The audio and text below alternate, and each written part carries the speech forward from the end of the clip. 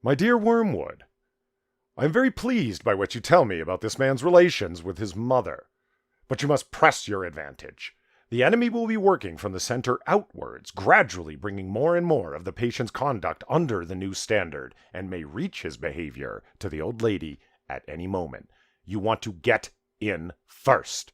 Keep in close touch with our colleague Glubos, who is in charge of the mother, and build up between you in that house a good, settled habit of mutual annoyance.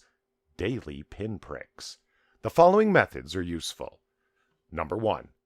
Keep his mind on the inner life. He thinks his conversion is something inside him, and his attention is therefore chiefly turned at present to the state of his own mind, or rather to that very expurgated version of them, which is all you should allow him to see. Encourage this. Keep his mind off those most elementary duties of directing it to the most advanced and spiritual ones. Aggravate that most useful human characteristic, the horror and neglect of the obvious.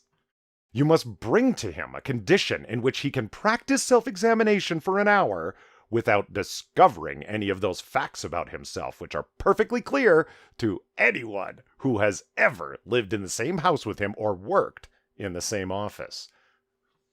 Number 2. It is, no doubt, impossible to prevent his praying for his mother, but we have means of rendering these prayers innocuous. Make sure that they are always very spiritual, that he is always concerned with the state of her soul and never with her rheumatism. 2 advantages will follow.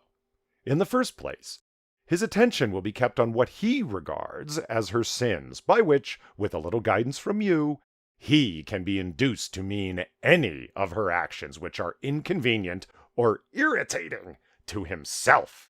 Thus, you can keep him rubbing the wounds of the day a little sorer, even when he is on his knees.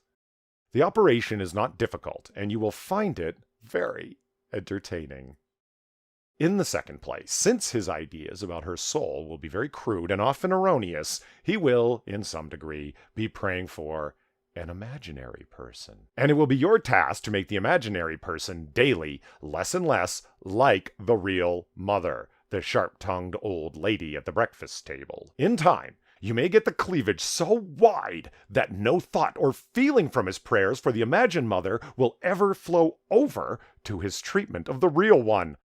I have had patients of my own so well in hand that they could be turned at a moment's notice from impassioned prayer for a wife or son's soul to beating or insulting the real wife or son without a qualm. Number 3.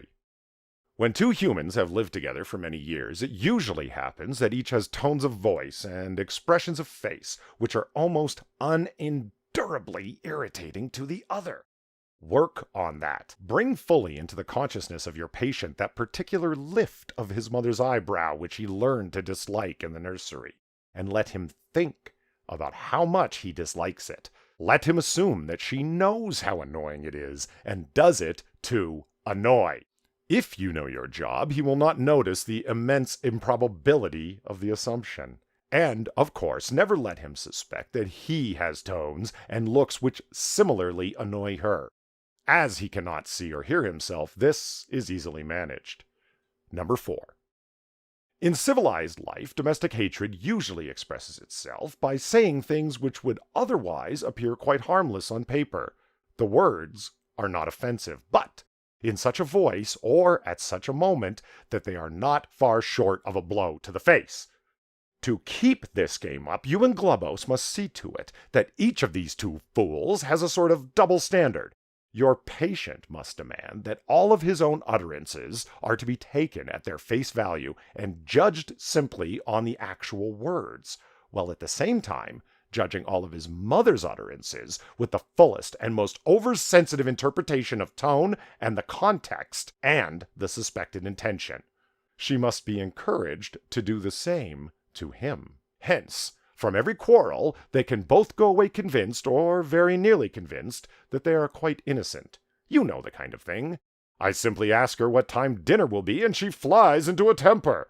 Once this habit is well established, you have the delightful situation of human beings saying things with the express purpose of offending, and yet having a grievance when offense is taken. Finally, tell me something of the old lady's religious position. Is she at all jealous of the new factor in her son's life? At all piqued that he should have learned from others, and so late, what she considers she gave him such good opportunity of learning in childhood? Does she feel that he is making a great deal of fuss about it, or that he's getting on in very easy terms? Remember the elder brother in the enemy's story?